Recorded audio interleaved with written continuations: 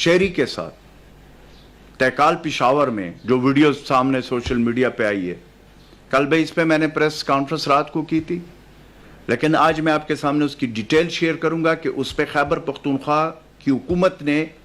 کیا ایکشن لیا ہے ابھی تک۔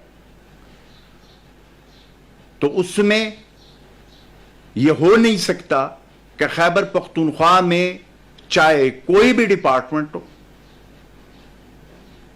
وہاں پہ کسی شہری کے ساتھ اس طریقے کی درندگی ہو، اور اس کے خلاف ہم نے جو ایکشن لیا ہے کل سے وہ میں آپ کے سامنے رکھتا ہوں۔ ایس ایچ او تہکال سمیت 4 اہلکار پہلے سے معطل کیے جا چکے ہیں، اور اسی وقت جو ویڈیو میں نظر لوگ آئے تھے پولیس کے اہلکار، ان کو ہم نے حوالات میں بند کر دیا ہے، وہ اس وقت حوالات میں ہیں۔